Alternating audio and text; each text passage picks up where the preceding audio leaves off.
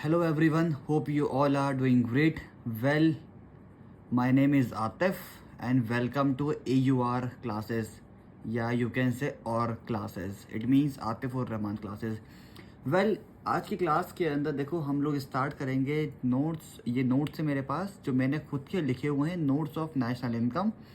Okay अच्छा, थोड़ा सा बताना चाहूँगा कि यूट्यूब पे बहुत सारी वीडियोस पड़ी हैं, रजत सर की हैं, गौरव सर की, और भी बहुत एक्सपर्ट्स हैं, मुझसे सीनियर्स भी हैं। बट मैंने उन सभी से कुछ ना कुछ सीख कर एक बहुत अलग अंदाज में, बहुत अलग तरीके से अपने नोट्स बनाए हैं, और आपको मेरे डिस्क्रिप्शन बॉक्स के अंदर ये नोट्स फ्री ऑफ कॉस्ट में मिल जाएंगे। ओके तो अपनी क्लास 12 की सारी स्टडीज़ आप मेरे नोट से कर सकते हैं, और बोर्ड एग्जामिनेशन के लिए वही आपके बेनिफिशियल हैं। और साथों साथ मैं आप लोगों को बताता हुआ चलूँगा कि कौन कौन से क्वेश्चंस आपके कौन कौन से ईयर्स के अंदर कितने कितने मार्क्स के आए हुए हैं। ओके तो चलें, बात तो बीच बीच में करते रहेंगे। आज स्टार्ट करते हैं चैप्टर। ये चैप्टर की वेटेज आपके बोर्ड एग्जामिनेशन के अंदर आप मान सकते हैं बेटा 10 मार्क्स है। यहाँ मैं चाहता तो आपको बोर्ड पे पढ़ा सकता था, बट कुछ अलग देना चाहता हूँ आप लोगों को, that's why I am here. तो कितने हैं भाई आप लोग को? ये 10 मार्क्स का है, और 10 मार्क्स का ये चैप्टर आप लोग को आने वाला है। जो चैप्टर आप लोग को 10 मार्क्स का आएगा, एक बार देख लीजिए, notes of national income by Atif sir. Okay ये नोट्स मेरे हैं, और आइए स्टार्ट करते हैं इस चैप्टर को। सबसे पहले आप देख सकते हैं भाई क्या लिखा हुआ है, नेशनल इनकम। क्या लिखा है बेटा? National income. और मैंने बताने की कोशिश करी है आप लोगों के इनकम क्या होती है।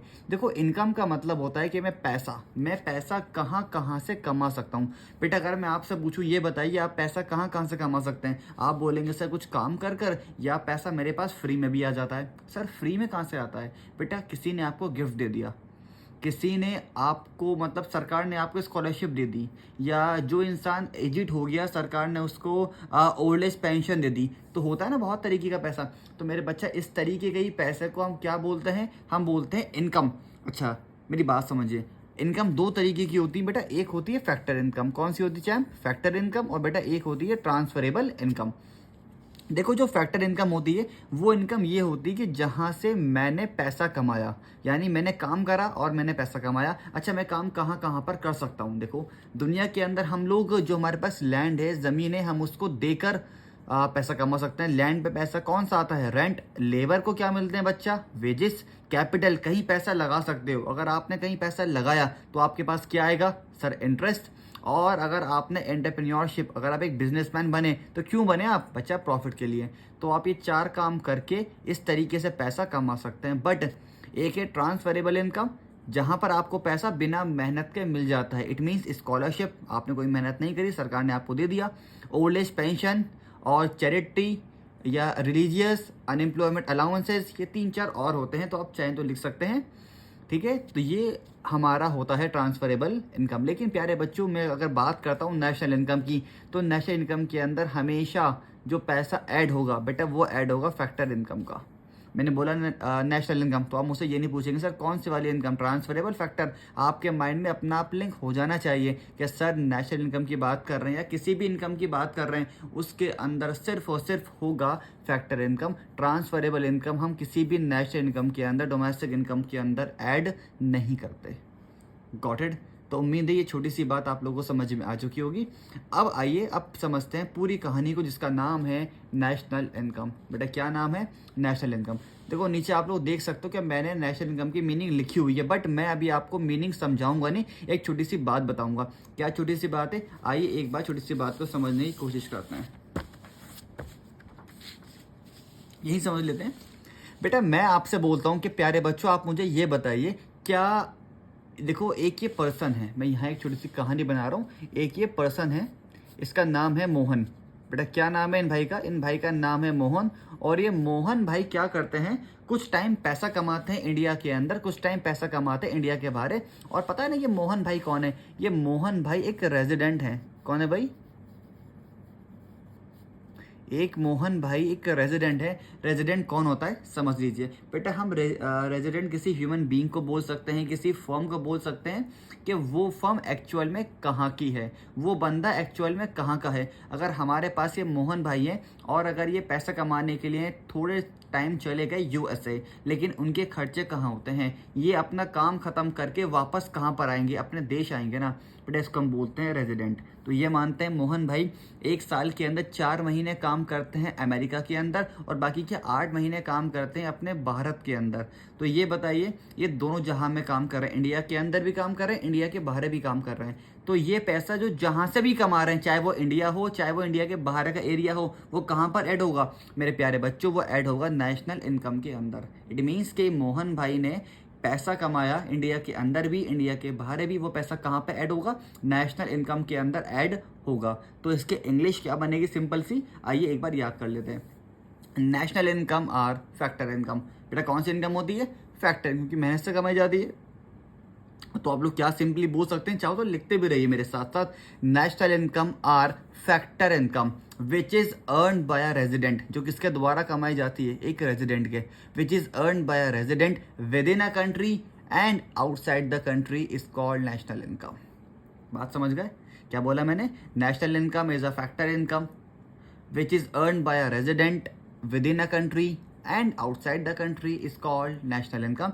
अगर आपने नहीं लिखी कोई दिक्कत नहीं, जब आप नोट्स डाउनलोड करेंगे डिस्क्रिप्शन बॉक्स से तो मेरे प्यारे बच्चों आप लोग वहां से ये चीज़ पढ़ भी सकते हैं। देखिए एक बार, national income is a factor of all submission which is earn by a resident within a country और outside the country, that is called the national income. Got it? It is sum total of factor income, इसकी दूसरी definition भी लिखा हुआ है मैंने। It is the sum total of factor income generated by the resident of a country within economic territory and outside the economic territory. जो पैसा India के अंदर भी कमाया जाता है इंडिया की टेरिटरी के अंदर, और जो पैसा इंडिया की बाहरी टेरिटरी के अंदर भी कमाया। अच्छा ये वर्ड क्या है सर? टेरिटरी। समझ लो बेटा, मेरे पास ये इंडिया है ना, ये इंडिया, मैं आपको दिखाता हूँ। ये मेरे पास इंडिया का मैप है, ये जो लाइन है इंडिया की बॉर्डर्स की, बेटा ये सब क्या है? एक ही टेरिटरी है, इंडिया की बाउंड्री लाइन है एक ही है। जो पैसा इंडिया के अंदर भी कमाता है इंडिया के बाहर भी कमाता है, कौन? एक रेजिडेंट। बेटा मुझे क्या बोलते हैं? उसके इनकम को बोलते हैं हम लोग नेशनल इनकम। क्या बोलते हैं प्यारे बच्चों? नेशनल इनकम, उसके इनकम को हम लोग बोलते हैं। तो उम्मीद है छोटी सी बात आप लोगों को समझ में आ रही होगी। आइए एक बार देखते हैं इसका फ्लो चार्ट। अगर आप एग्जाम में फ्लो चार्ट भी लिखेंगे तो थोड़ा अच्छा इंपैक्ट पड़ेगा एग्जामिनर के ऊपर। National income, income generated bye resident of a country. बच्चा वो कौन कौन है? With in a economic territory, outside economic territory, India के अंदर भी और इंडिया के बाहर भी। यहाँ मैंने कुछ नोट भी लिखे हैं आपको बात समझाने के लिए। क्या लिखे हैं note? Resident includes human being and corporate entities, कोई भी इंसान हो सकता है या कोई भी कंपनी हो सकती है। दूसरा, रेजिडेंट मीन्स, क्या मतलब होता है रेजिडेंट का? Centre of economic interest lies with in economic territory, मतलब वो बंदा का इंडिया के बाहर भी काम कर रहा है, पैसा कमा रहा है, बट उसके जो खर्चे हो रहे हैं वो एक्चुअल में तो उसकी अपनी कंट्रीज के अंदर ही हो रहे हैं ना, तो वो कौन कहलाएगा बेटा? वो रेजिडेंट कहलाएगा। अच्छा अगर आप बात करते हैं कि सर हम आपकी डेफिनेशन ना याद करके बुक की याद कर लें, तो मैंने बुक की भी लिखी हुई, देखिए बुक की लैंग्वेज क्या कहती है। The total amount of income accruing to a country from economic activities in a year's time is known as national income। मतलब बात समझ रहे हो मैं क्या याद करा रहा हूँ और इन लोगों ने यहाँ क्या लिखी हुई है। आप चाहें तो बुक की भी याद कर सकते हैं, लेकिन मैं बोलूँगा कि आप जो मैंने बना रखी है सिंपली वो याद करिए बेटा, कोई भी उसको गलत नहीं ठहरा सकता। उम्मीद है आपको नेशनल इनकम समझ में आ चुकी होगी। अगर समझ में आ चुकी है तो प्लीज़ वीडियो को पॉज कर दीजिए और एक बार उसकी मीनिंग मुझे कमेंट बॉक्स में लिख के बताइए। मैं थोड़ा अलग देना चाह रहा हूँ तो प्लीज़ मुझे सपोर्ट करो यार। आगे आते हैं और प्रॉमिस कर रहा हूँ सारे चीज़ें आपको फ्री ऑफ कॉस्ट दूंगा, सैम्पल पेपर तक की PDF जो बेस्ट होगी मार्केट के अंदर मेरे प्यारे बच्चों वो भी आपको मैं फ्री दूंगा। मैं कंफर्म प्रॉमिस कर रहा हूँ यार, एक पैसा आपका खर्च होने दूंगा नहीं। हाँ देखो MB आप लोगों की खर्च होगी वो मैं आपको देने वाला नहीं हूँ, ठीक है ना, लेकिन इसके अलावा नोट्स वगैरह के पैसे आप बिल्कुल खर्च मत करिए। इकोनॉमिक्स और कॉमर्स के अंदर जो हो सकेगा मैं आप लोगों को प्रोवाइड कराऊंगा, बट अभी मैं इकोनॉमिक्स का टीचर हूँ तो मैं कोशिश करता हूँ कि पहले आप लोग को इकोनॉमिक्स तो फ्री में मिल ही जाए। ओके बच्चा, आइए अब बात करते हैं दूसरी इनकम की जिसका नाम है डोमेस्टिक इनकम। बेटे क्या नाम है? Domestic income. आइए बात समझते हैं डोमेस्टिक इनकम होती क्या है, सिर्फ बात समझते हैं। देखो बेटा एक पर्सन है, कौन है? एक पर्सन है। अच्छा मैं आपको छोटा अलग तरीके से बताता हूँ, एक सेकंड रुको। डोमेस्टिक इनकम शानदार तरीके से बताऊंगा कि आप लाइफ में कभी भी नहीं भूल पाओगे, अपना नाम भूल जाओगे लेकिन कभी भी आप नहीं भूल पाओगे कि क्या होती है। आइए बेटा ये क्या है? एक हमारा भारत महान, ये क्या है भाई? डोमेस्टिक टेरिटरी है, हमारे इंडिया का मैप है ये। आइए देखो ये इंडिया है, इंडिया के अंदर दो लोग हैं, एक रेजिडेंट है यानी इंडिया का ही है, और एक भाई हमारा नॉन रेजिडेंट है। इंडिया के अंदर कोई भी पैसा कमा रहा है, हमारे इंडिया के अंदर कोई भी पैसा कमा रहा है, आर फॉर रेजिडेंट और N R for non resident, कोई भी पैसा कमा रहा है बेटा, वो पैसा हमारी डोमेस्टिक इनकम के अंदर ऐड होगा। सर इसका मतलब अभी जो आईपीएल हो रहे हैं, आईपीएल के अंदर बाहर की कुछ टीम्स आके हमारे इंडिया के अंदर पैसा कमा रही हैं, क्या वो वाला पैसा भी हमारी इनकम के अंदर ऐड होगा? हाँ मेरे बच्चा, वो वाला पैसा भी हमारी डोमेस्टिक इनकम के अंदर ऐड होगा। Got it? तो इसकी इंग्लिश में सेंटेंस क्या बनेगा, आइए एक बार याद कर लेते हैं। Domestic income is a factor income. ये भी कौन सी इनकम है भाई? फैक्टर इनकम, क्योंकि कमाई मेहनत से कमाई जा रही है। Is a factor income which is earn bye, जो कमा रहा है, विच is earn by a resident and non resident within a territory. With in a territory is called domestic income. बात आपको समझ में आ चुकी होगी। एक बार इसका एक फ्लो चार्ट भी यहाँ लिखा हुआ है, देख लेते हैं आप लोग।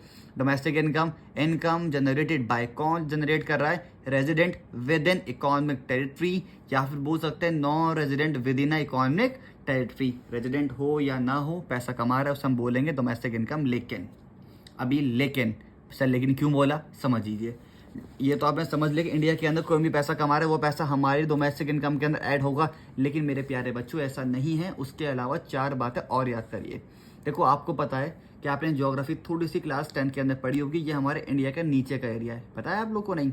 और ये इंडिया के नीचे का समुद्री एरिया है। पता है आपको इंडिया से कितना समुद्र इंडिया के अंदर लगता है? आप कह सकते हैं कि लगभग सर 12 नॉटिकल माइल्स। सर ये 12 नॉटिकल माइल्स क्या होते हैं बेटा? हम खाने की चीज़ को किस में तोलते हैं सर? केजी के अंदर। बेटा पीने की चीज़ को सर लीटर्स के अंदर। चलने की चीज़ को सर किलोमीटर्स के अंदर। और पानी के एरिया को हम कैसे नापते हैं? 12 नॉटिकल माइल्स। तो कितना समुद्र बेटा? 12 नॉटिकल माइल्स। या आप कह सकते हो, देखो 1 नॉटिकल माइल्स के अंदर 1 NM में कितने किलोमीटर्स होते हैं? 1.853 किलोमीटर्स होते हैं बेटा, ठीक है। और 12 के अंदर अगर मैं बात करूं तो लगभग 22 किलोमीटर। बेटा कितने? 22 किलोमीटर। तो इंडिया से कितना समुद्र? 22 किलोमीटर एरिया तक का समुद्र कहाँ लगता है? हमारे इंडिया के अंदर लगता है। तो उस समुद्र पे कुछ भी खर्चा हो या कुछ भी उससे इनकम हो, तो हम वो इनकम कहाँ पर आएगी भाई? हमारे इंडिया के अंदर ऐड होगी। खर्चा हो तो बाहर रहा है, लेकिन कहाँ ऐड हो रहा है? हमारे इंडिया के अंदर। बात समझ गए? दूसरी बात और याद करिए बेटा, इस समुद्री एरिया पे हम क्या करते हैं, जितना हमारे पास समुद्र है, हम वहाँ पे कुछ फिशिंग वेसल्स वगैरह लगा देते हैं, मछली को पकड़ने के जाल वगैरह, या वहाँ बड़े बड़े कंटेनर रिक्स वगैरह रख देते हैं पेट्रोलियम वगैरह के, कि किसी को ज़रूरत वगैरह ना पड़ जाए। तो प्यारे बच्चों, वो इतना खर्चा हम लोग कर रहे हैं, या मछली पकड़ के वहाँ से जो पैसा हम लोग कमा रहे हैं, बेसिकली वो पैसा कहाँ से जाएगा? सर वो पैसा कहीं ना कहीं हमारे देश से जाएगा और कहीं ना कहीं हमारे देश में आएगा। तो बात समझ गया ना? काम हो रहा है इंडिया के बाहर है, लेकिन काउंट कहाँ पर होगा? इंडिया के अंदर ही, हमारी डोमेस्टिक टेरिटरी के अंदर काउंट होगा। तीसरी बात भी याद कर लीजिए, आपने मूवी देखी होगी बजरंगी भाईजान। सलमान खान मुन्नी को कहाँ छोड़ जाता है? कमेंट करके बताइए। होप बता दिया होगा। चल वो लेके जाता है पाकिस्तान एम्बेसी, लेकिन वहाँ पे लड़ाई हो जाती है। तो बेटा थर्ड इससे याद आता है एम्बेसी। एम्बेसी क्या होती है कि मतलब कंट्री के अंदर आने की परमिशन देने वाला ऑफिस, ऐसा बोल सकते हैं। एम्बेसीज शॉर्ट फॉर्म लिख रहा हूँ, समझ जाइएगा। तो थर्ड क्या होती है? एम्बेसी। एज एग्जांपल हमारी एम्बेसी इंडिया की चाइना के अंदर है, और है चाइना के अंदर, तो वहाँ चाइना के लोग काम करके उसके अंदर पैसे वैसा कमा रहे होंगे। वो चाइना के अंदर है, लेकिन उसके अंदर जो भी पैसा कमा रहे हैं, वो सारा का सारा पैसा काउंट कहाँ पर होगा? सर हमारी डोमेस्टिक टेरिटरी के अंदर, हमारी डोमेस्टिक इनकम के अंदर। बेटा बात समझ गए? तो मैं बताना ये चाह रहा हूँ कि कुछ काम इंडिया के बाहर होते हैं, बट वो काउंट कहाँ पर होंगे? हमारे इंडिया के अंदर ही काउंट होंगे। जिसमें से एक क्या है? 22 किलोमीटर तक का समुद्री एरिया, उस पर होने वाले फिशिंग वेसल्स के खर्चे, रिस्क के खर्चे। और थर्ड कौन सा आप लोग का? एम्बेसीज। और फोर्थ भी याद कर लीजिए, सिंपल लैंग्वेज में अगर मैं बोलूँ बच्चा आप लोग को, base camp. Sir base camp क्या होते हैं बेटा? बेस कैंप का सिंपल सा मतलब होता है बेस कैंप का कि भाई अगर आप लोग, हम सोल्जर्स हमारे ट्रेनिंग के लिए गए हुए हैं भूटान। बेटा कहाँ ट्रेनिंग कर रहे हैं? भूटान के अंदर ट्रेनिंग कर रहे हैं। तो ट्रेनिंग के दौरान उनको वहाँ पे कुछ पैसा भी मिलता है। जो उनको पैसा मिलेगा, प्यारे बच्चों मुझे ये बताइए, वो पैसा कहाँ पे काउंट होगा? सर भूटान के अंदर नहीं, वो पैसा काउंट होगा हमारे इंडिया की डोमेस्टिक इनकम के अंदर। सर लेकिन पैसा मिल तो भूटान में रहा है, कोई नहीं मेरे बच्चा। मैंने कहा था कुछ बातें इंडिया के बाहर हो रही हैं, बट वो पैसा कहाँ पे काउंट होगा? हमारे इंडिया के अंदर ही काउंट होगा। अच्छा कमेंट करके बताइए, मैं थोड़ा तेज़ तो नहीं बोल रहा? थोड़ा हैबिट है यार तेज़ बोलने की, मैं अभी से कोशिश करता हूँ कि थोड़ा हल्के हल्के बोलूँगा।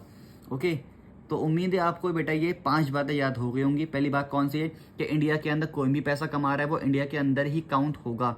दूसरा, इंडिया के बाहर कुछ खर्चे हो रहे हैं वो अकाउंट भी कहाँ होंगे इंडिया के अंदर, जिसमें से पहला कौन सा है 22 किलोमीटर तक का समुद्री एरिया, उस पर होने वाले खर्चे, फिशिंग वेसल्स रिस्क वगैरह, एम्बेसीज वगैरह और बेस कैंप वगैरह, ये खर्चे हमारे हो तो बाहर रहे हैं लेकिन काउंट कहाँ पर होंगे, इंडिया के अंदर ही काउंट होते हैं।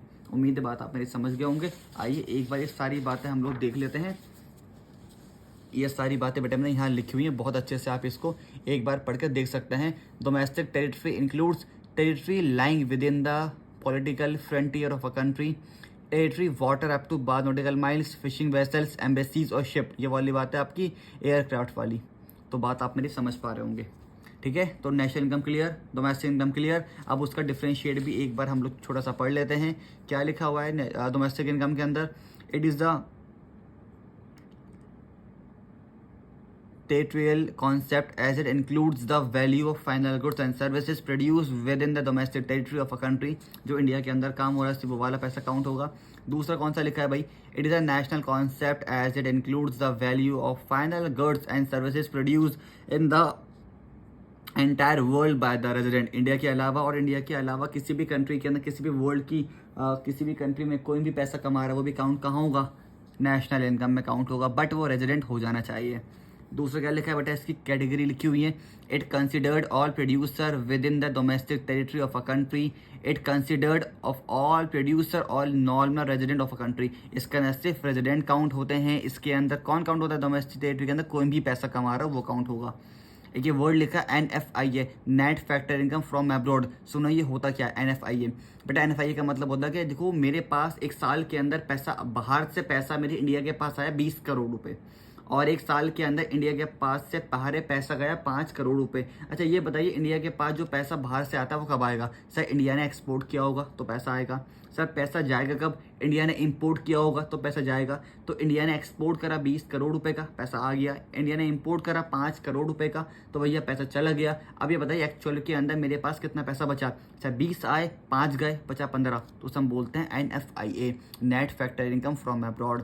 तो डोमेस्टिक इनकम के अंदर it includes the net factor to abroad, हम बचा इसके अंदर NFIA। इस चीज़ को याद रखिएगा, ये T नहीं है, NFIA है ना, ये एक तरीके से आप बोल सकते हैं NFIA है। यहाँ पे हम माइनस करते हैं और NFIA, ये T नहीं है I है, NFIA ये हम यहाँ करेंगे plus, net factor income to abroad, यहाँ पे हम करेंगे इसको माइनस। बात समझ गए, क्यों माइनस करेंगे क्यों प्लस करेंगे, पार्ट 2 के अंदर सब कुछ समझ में आप लोग, कंफर्म प्रॉमिस कर रहा हूँ आ जाएगा, एक भी चीज़ नहीं छोड़ूंगा यार, प्रॉमिस कर रहा हूँ भाई। अच्छा इनकी शॉर्ट फॉर्म भी देख लीजिए, हम डोमेस्टिक इनकम को बेसिकली बोलते हैं net domestic product at factor cost, जो छोटा सा FC लिखा हुआ है, ठीक है। और हम बोलते हैं नेशनल इनकम को NNPFC, net national product at factor cost. Sir क्यों बोलते हैं, क्या बोलते हैं भाई, सारी बात समझाऊंगा और ऐसे समझाऊंगा ना पार्ट 2 के अंदर कि पूरे YouTube चैनल पे छान लेना, कोई आपको मतलब इतने सही तरीके से बताएगा ही नहीं बेटा, ये मैं प्रॉमिस आपको आज कर रहा हूँ, ठीक है। तो बात समझ गए आप मेरी क्या होती है, एक बार रिवाइज कर लेते हैं। डोमेस्टिक इनकम इंडिया के अंदर ही कोई भी कमा रहा हो, नेशनल इनकम इंडिया के अंदर भी या अपने देश के अंदर भी, अपने देश के बाहर भी, इसके अंदर कोई भी काउंट हो सकता है कैटेगरी, यहाँ पे सिर्फ रेजिडेंट काउंट होंगे। NFIA पैसा माइनस होगा, यहाँ प्लस होगा, इसको NDPFC बोलते हैं, इसको NNPFC बोलते हैं। आइए बेटा अब हम बात करते हैं कुछ केस स्टडीज़ की, यहाँ पे आपको बताना है कि ये डोमेस्टिक इनकम है या फिर नहीं है। चलिए पहला मैं देखो एक आप छुपा लेता हूँ, अभी क्वेश्चन पढ़ो, सिर्फ क्वेश्चन पढ़ो। क्या लिखा है, profit earn by branches of foreign bank in India. कुछ ब्रांचेस है फॉरेन बैंक की, वो पैसा कहाँ कमा रही हैं, सर कुछ ब्रांचेस है फॉरेन बैंक की वो पैसा कमा रही है इंडिया के अंदर, तो क्या हो गया, इंडिया के अंदर कोई भी पैसा कमा सकता है ना, तो एज एग्जाम्पल यस सर, ये यस हमारी डोमेस्टिक इनकम के अंदर ऐड होगा। दूसरा देखते हैं क्या लिखा है, profit earn by a resident of India from his company in Singapore. हमारे इंडिया के कुछ भाई लोग हैं वो अपनी कंपनी में काम करके पैसा कमा रहे हैं, कहाँ पर, सिंगापुर के अंदर। सर इंडिया के बाहर कमा रहे हैं पैसा, नहीं वो काउंट नहीं होगा। Perfect. 3, profit earn by a company in India is owned by a non resident. अब हमारे इंडिया के अंदर प्रॉफिट कमा रहा है एक नॉन रेजिडेंट, वो काउंट होगा, हाँ सर इंडिया के अंदर है तो काउंट होगा। चौथा, profit earn by a branch of SBI in USA, हमारे SBI की ब्रांच कहाँ पर है, यूएस के अंदर है, वहाँ पैसा कमा रही है, वो काउंट होगा? सर नहीं होगा। अच्छा, ये मैं नंबर नोट डाउन कर लीजिए। अगर आपके पास नोट्स नहीं पहुँच पाते हैं या डिस्क्रिप्शन बॉक्स में से आपको नोट्स नहीं मिलते हैं तो बच्चा फ्री ऑफ कॉस्ट मैं आपको व्हाट्सएप पे इसका PDF भेज दूंगा। ओके, तो मुझसे ज़रूर एक बार राब्ता या बोलते हैं कांटेक्ट ज़रूर करिएगा, मुझे भी अच्छा लगेगा कि आपने मुझसे कांटेक्ट करा। ठीक है।